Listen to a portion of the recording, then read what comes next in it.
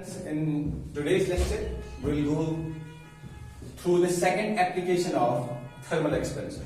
Yesterday we have completed first one. This is the second one, and in second application we will see the effect on the density. जैसे हम जानते हैं कि density of a body is equal to mass per unit volume. मान लो अगर एक container है जिसमें लिक्विड है, इस तरह मान लो ये कंटेनर है जिसको हमने फिल किया है लिक्विड के साथ, ठीक है. एंड हम एज्यूम करेंगे जब भी हम इसको हीट सप्लाई करेंगे तो इसका जो मास होगा वो कांस्टेंट रहेगा. तो अल्टीमेटली क्या होगा, जब हीट सप्लाई करने से इसका वॉल्यूम चेंज होगा तो वॉल्यूम चेंज करने से डेंसिटी चेंज होगी. यानी इसका मतलब हुआ, हम इसको लिख सकते हैं density is equal to C divide by V. Remove constant, use proportionality, then density is inversely proportional to volume. अब आप एज्यूम करें कि इनिशियली जब वॉल्यूम V1 था उस वक्त डेंसिटी ρ1 थी. जब हमने इसको हीट सप्लाई करी तो इस लिक्विड की जो डेंसिटी वॉल्यूम था that changes from V1 to V2, and उस वक्त जो नई डेंसिटी थी दैट इज ρ2. हम चाहते हैं हम नई डेंसिटी को मेजर करें कि final density of this liquid कितनी है. तो इसलिए हम क्या करेंगे, इस कंडीशन को दो इनिशियल एंड फाइनल कंडीशंस के लिए हम अप्लाई करेंगे. तो that means we can say ρ2 by ρ1 is equal to V1 by V2. Again same thing, volume is inversely proportional to distance to density. तो इसका मतलब हुआ as final volume, keeping in view the volume expansion theory, final volume बराबर होता है initial volume into 1 plus gamma delta T. तो अगर मैं इस प्रॉपर्टी को यूज कर दूं यहां, तो therefore ρ2 divided by ρ1 that is equal to V1 divided by, अब इस V2 के बदले में क्या लिखेंगे हम, V1 into 1 plus gamma delta T. अब V1 के साथ तो कैंसिल होगा, we left with ρ2 by ρ1, this is equal to 1 divided by 1 plus gamma delta T. अब इस पे तो पावर 1 रखा जा सकता है. अगर मैं इसको ऊपर ले जाऊं तो ρ2 divided by ρ1 is equal to 1 plus gamma delta T raised power -1. Again same चीज हम करने जा रहे हैं. राइट साइड में बायनॉमियल एक्सपेंशन का यूज करेंगे तो ρ2 by ρ1 this comes out to be 1, this is -1 into plus, that is minus gamma delta T. तो अगर आप यहां से फाइनल डेंसिटी निकालना चाहेंगे, this is ρ1 times 1 minus gamma delta T. यानी this is the density of the liquid after expansion when heat has been supplied to it. इसमें या तो फाइनल डेंसिटी पूछा जा सकता है या इसको आप एक और तरीके से एनालाइज कर सकते हैं कि अगर हमें पूछा जाए क्या आप बताइए परसेंटेज चेंज इन डेंसिटी कितनी होगी, तो उसके लिए आप क्या करेंगे, ρ1 वापस डिवाइड कर दीजिए. ρ2 by ρ1 is equal, right side में रह गया 1 minus gamma delta T. तो हम क्या करेंगे, 1 को इधर लाएंगे, ρ2 by ρ1 -1 is minus gamma delta T. This comes out to be ρ2 minus ρ1 divided by ρ1, this is minus gamma delta T. Now here final density minus initial density, this is change in density. Change in density divided by original density, this is minus gamma delta T. अगर आप इसको percentage change लिखना चाहेंगे, percentage change in density, तो right side में multiply करेंगे 100, ठीक है, and that will be the percentage change in density of the liquid. ये रहा दूसरा एप्लीकेशन. अब हम तीसरे एप्लीकेशन पे आ जाएंगे, effect on the time period of simple pendulum.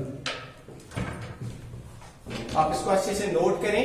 तो हम तीसरे एप्लीकेशन पे जाएंगे, effect on the time period of the simple pendulum. यानी अगर हम सिंपल पेंडुलम को हीट करेंगे, जाहिर सी बात है उसकी लेंथ चेंज होगी, लेंथ इंक्रीज होगी तो टाइम पीरियड भी चेंज होगा. कितना चेंज होगा टाइम पीरियड में, उसको हम देखेंगे तीसरे एप्लीकेशन में.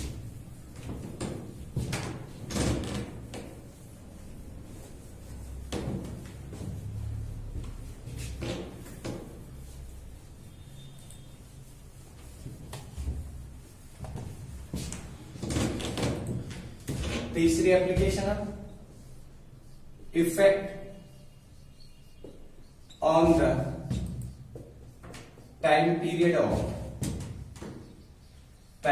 Of simple pendulum.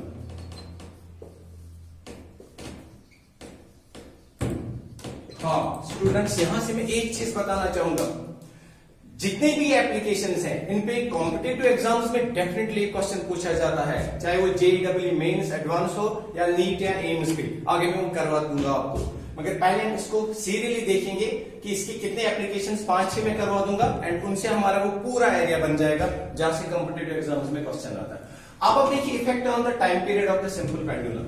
मान लीजिए ये एक सिंपल पेंडुलम है, जैसा आप जानते हैं एक सिंपल पेंडुलम में हमने पढ़ा है एक स्ट्रिंग होती है जिसकी कोई लेंथ होगी एंड एक बॉब होगा, मास जिसका होगा, एंड हम जानते हैं जो ही आपने सस्पेंड कर दिया तो इसका जो ग्रेविटी है उसको नीचे लगेगी।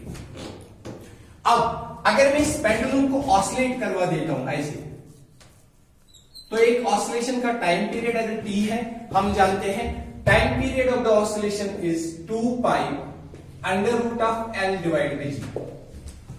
अगर आप इस एक्सप्रेशन में बहुत ध्यान से देखेंगे तो इसमें क्या होगा, जी तो कांस्टेंट है, 2 पाई भी कांस्टेंट है, यानी ये जो टाइम पीरियड है अगर ये भी कांस्टेंट है ये भी कांस्टेंट है, then time period is directly proportional to length.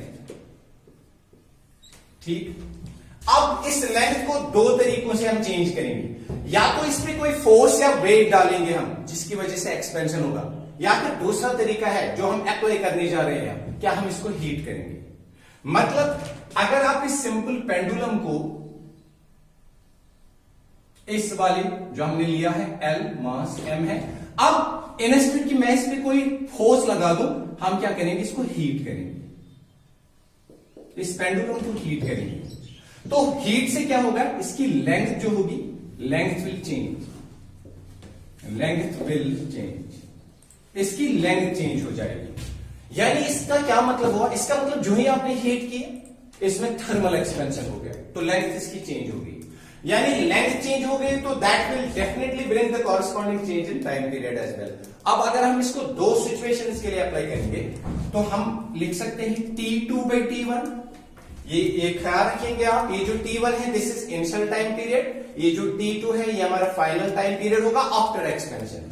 So T2/T1 will be equal to under root of, length के साथ डायरेक्ट रिलेशन है तो हम लिखेंगे L2/L1।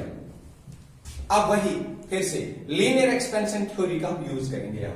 So T2 divide by T1 this is equal to under root of, ये L2 bye linear expansion theory जैसे हमने पढ़ा था कल किसके बराबर होगा, yes it will be initial length into 1 plus alpha delta T divide by L1।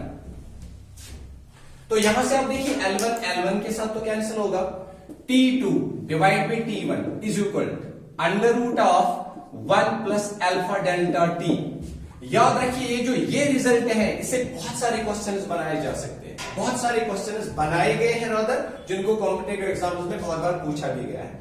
अब मैं इसको डिफरेंट तरीके से एनालिसिस करता हूं जहां से हमारा एक क्वेश्चन बन जाएगा, ऑफ कोर्स कॉम्पिटिटिव एग्जाम्स की मैं बात कर रहा हूं।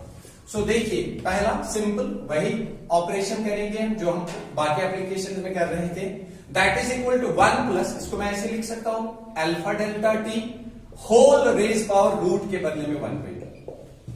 अब अगर आप अपने राइट साइड को बहुत गौर से देखेंगे तो ये अगेन बाइनोमियल ऑर्डर में है, तो यहां पे बाइनोमियल एक्सपेंशन हम कर सकते हैं, तो हम लिखेंगे T2 divide by T1 is equal 1 plus x raise power n, we know that is 1 plus nx, यानी 1/2 टाइम्स अल्फा डेल्टा टी। ठीक है, तो यहां पे देखिए T2 डिवाइड बाई T1, इस 1 को इधर लाइए -1, this is 1/2 alpha delta T. अब T2 minus T1 divide by T1 this is equal to 1/2 alpha delta T. So this is change in time period divide by initial time period is 1/2 alpha delta T. So delta T is equal to 1/2 alpha delta T times T1। अगर आपसे पूछा जाएगा कि change in time period कितना होगा तो वो इस एक्सप्रेशन से हम निकाल सकते हैं, मगर यहां पे ख्याल रखिए ये जो T1 है इनिशियल टाइम, ये ईयर में भी हो सकता है, ईयर्स में हो सकता है, ये डेज में भी हो सकता है, ये मंथ्स में भी हो सकता है, एंड ये सेकंड्स में भी हो सकता है। अगर फॉर एग्जांपल T1 बोला गया होगा क्वेश्चन में 1 ईयर है, तो इसको आपको सेकंड में रिप्रेजेंट करना होगा। तो वेरी सिंपल, हम लिखेंगे T1 is equal to 1 year मतलब 365 डेज। 365 डेज मतलब 365, एक डे में 24 आवर्स होते हैं।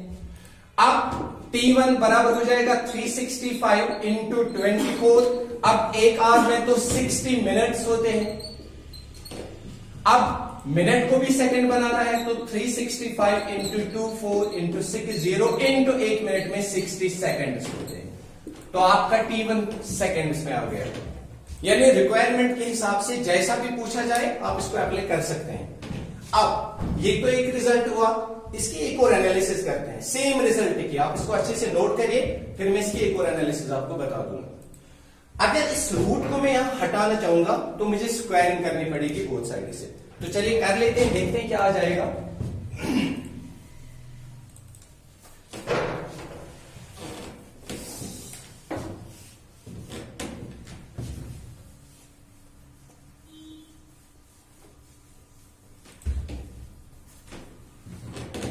सो अगेन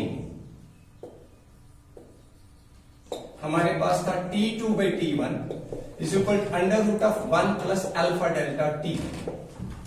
अगर मैं इसको स्क्वायरिंग बोथ साइड से कर दूं, बोथ साइड से कर दूं, तो क्या होगा, यहां से तो रूट कैंसिल होगा, इस पे आ जाएगा T2 डिवाइड बाई T1 का whole square. This is equal 1 plus alpha delta T। इसका मतलब हुआ T2 डिवाइड बाई T1 का होल स्क्वायर माइनस 1, इसको मैंने शिफ्ट किया, this is equal to alpha delta T। Clear? अब इस एक्सप्रेशन को तो आप वैरायटी ऑफ तरीकों से यूज कर सकते हैं। ठीक है, मान लीजिए आपके पास एक कॉन्सेप्ट है youngest modulus, youngest modulus of the wire of the pendulum. ये y किसके बराबर होता है? Youngest modulus, this is normal stress,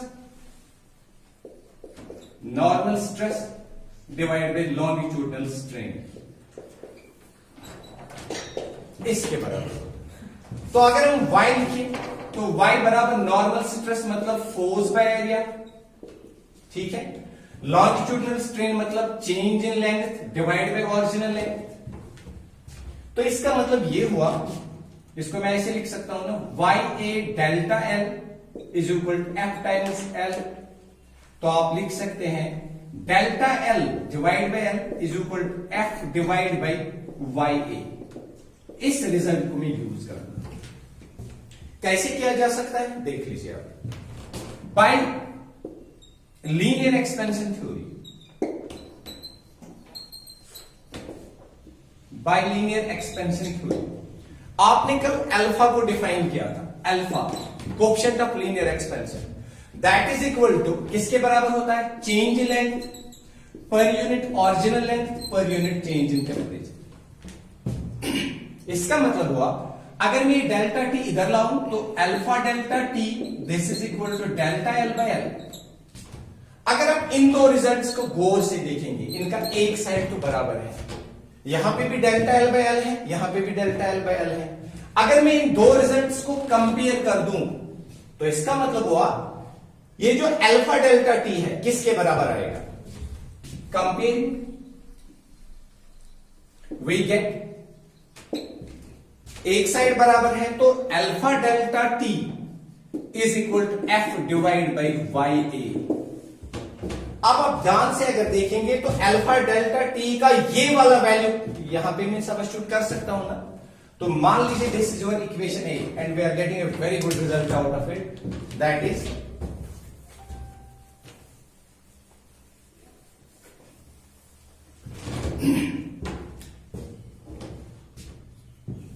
T2 divide by T1 का whole square minus 1 is equal to, अब अल्फा डेल्टा टी की जगह मैं लिख सकता हूं F divide by Y A.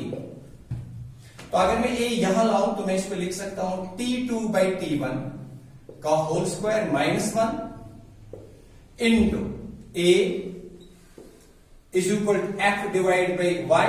तो अगर मैं 1 बाई 1 निकालना चाहूं T2 बाई T1 का whole square -1 into A divide by F is equal to 1 by Y। ठीक है, ये जो F है एक्चुअल में ये लगने वाला फोर्स है on the Bob of the pendulum. अगर ये फोर्स है तो ये वेट के भी बराबर होगा, तो इसका मतलब हम लिख सकते हैं T2 बाई T1 का whole square -1 A divide by F के बदले में mg that is equal to 1 by Y and Y आप जानते हैं that is the youngest modulus of the wire. ये वाला रिजल्ट है, it was asked in JEE mains 2016। Engineering से मेंस में ये क्वेश्चन आया था, उन्होंने यही पूछा था। एक वायर है जिसका यंगेस्ट मॉड्यूलस y है, उस वायर को सिंपल पेंडुलम में यूज किया गया है। जब हमने सिंपल पेंडुलम को हीट किया था तो इसमें एक्सपेंशन हुआ था। एक्सपेंशन के बाद आप बताइए कि ये जो 1 बाई y है यानी 1 डिवाइड बाई यंगेस्ट मॉड्यूलस है, ये किसके बराबर होगा? तो दिस वाज द ऑप्शन। ठीक है, सो this is the third application. हमने बात करी है about the time period of the simple pendulum. इसमें बहुत सारे तरीकों से क्वेश्चन आ सकता है जिसको आप बिल्कुल इन रिलेशंस को यूज करके करेंगे, कहीं जाना ही नहीं है। सिंपली रिजल्ट पे नजर पड़ी, आपको आइडेंटिफाई हो गया एंड आपका सोल्यूशन सामने। इसके बाद जो इसका नेक्स्ट एप्लीकेशन है that is effect on the elastic wires.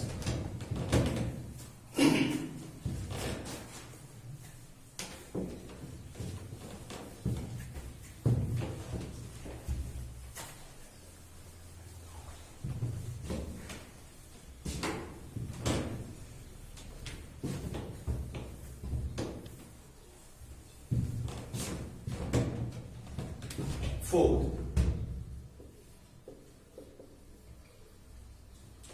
effect on elastic wire।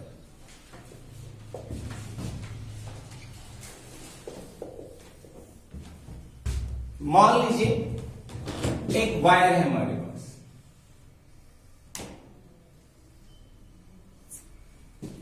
इस वायर का जो एरिया ऑफ क्रॉस सेक्शन है दैट इज ए, इसकी जो लेंथ है मान लो L है एंड इसका जो मॉड्यूलस है that is Y, youngest modulus of the wire.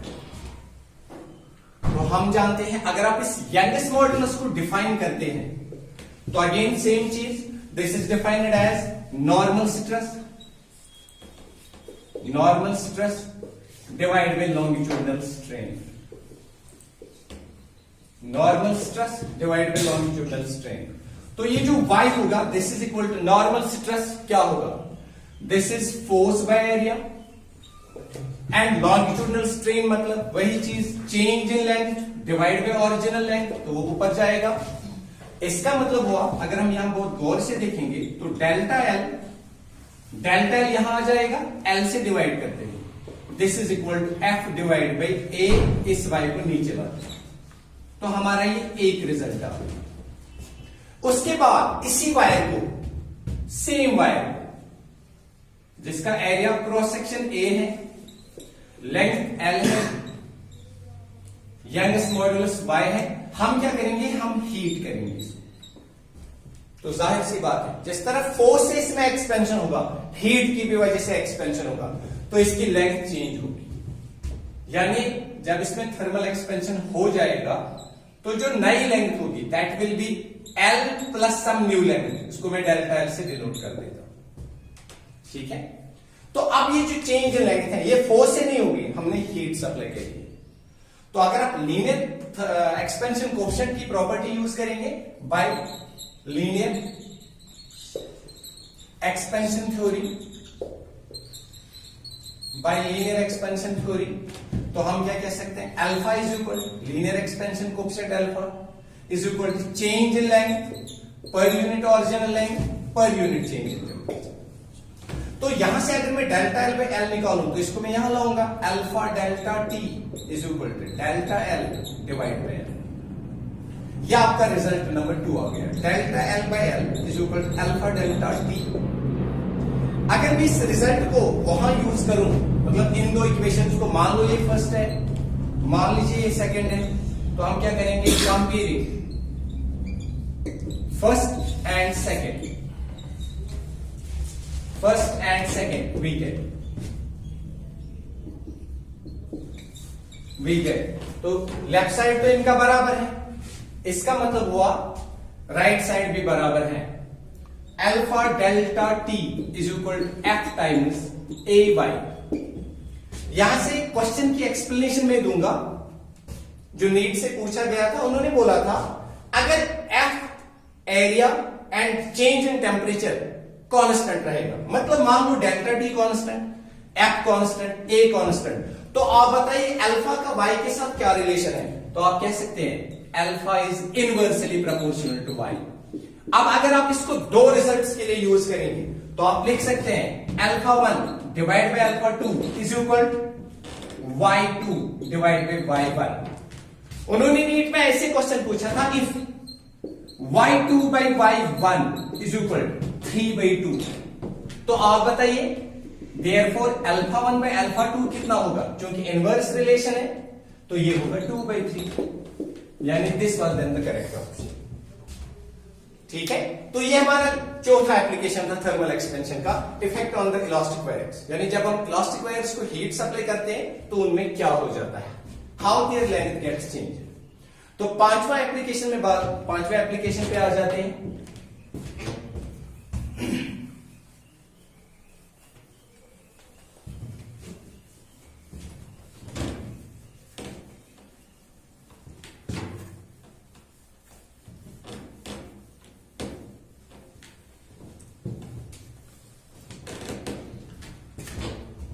पांचवें की बात करते हैं, ओवरफ्लो ऑफ ए लिक्विड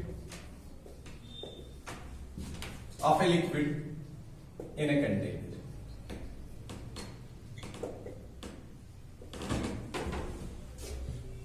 मान लीजिए एक कंटेनर है हमारे पास ऐसे,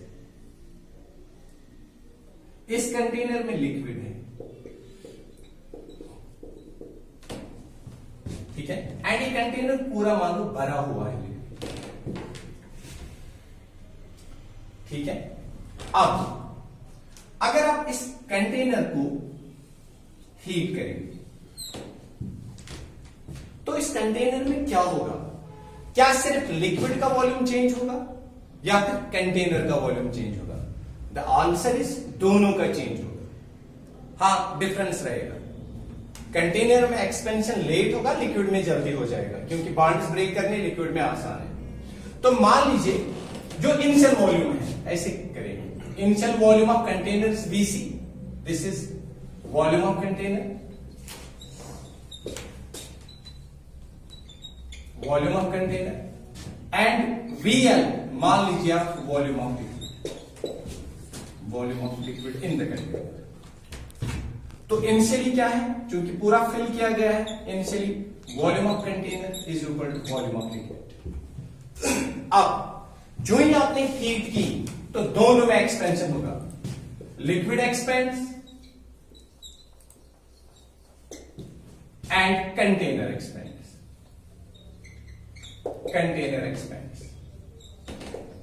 एंड दोनों का वॉल्यूम ही चेंज होगा बाय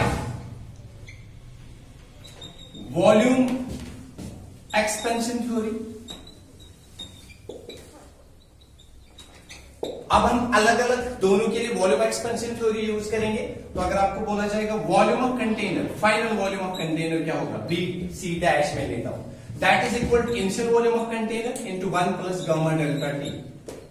मैंने सीधा रिजल्ट किया वॉल्यूम एक्सपेंशन का यूज यहां पे। ऑल्सो अगर हमसे बोला जाएगा what will be the new volume of the liquid in the container, तो VL dash is equal to initial volume of the liquid into 1 plus gamma L, यहां पे लिखता हूं gamma C gamma L delta T, ठीक है। For overflow of the liquid, अगर overflow करना है हमें तो क्या होना चाहिए, volume of the liquid should be greater than volume of the container. So for overflow of the liquid उसको मैं डेल्टा V से मान लूंगा, that is equal to VL minus VC। या VL dash minus VC dash.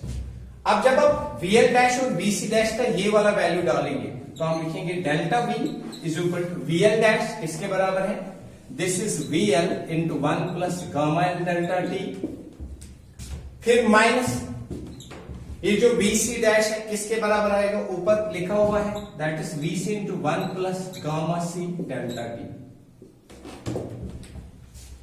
अब देख लीजिए VL और VC तो बराबर है, मान लीजिए दोनों बराबर है V के, तो आपका डेल्टा V इज इक्वल आप लिखेंगे V into 1 plus gamma L delta T minus V into 1 plus gamma L delta T gamma C delta T, ऐसे लिखिए। अब आप देखिए इसमें V को हम कॉमन ले सकते हैं, delta V is equal to V common, तो जब आप इसको सिंपलीफाई करेंगे ये आ जाएगा gamma L minus gamma C into delta T, ठीक है। अब यहां देख लीजिए आप, इफ गामा L ये वाला coefficient of volume expansion of liquid will be greater than gamma C, इससे ज्यादा होगा ये, तो आपका जो डेल्टा V होगा दिस इज पॉजिटिव। पॉजिटिव का मतलब क्या है, मतलब overflow will occur, therefore overflow will occur.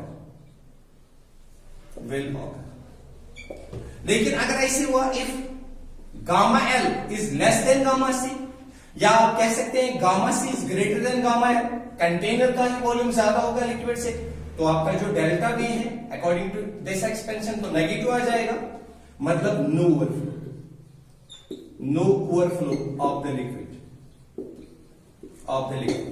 ये वाली कंडीशन JEE मेंस में पूछी भी गई थी कि जब आप एक कंटेनर को फिल करोगे लिक्विड के साथ एंड हीट करोगे उसके बाद उसको, तो बताइए क्या कंडीशन होगी for the overflow of the liquid.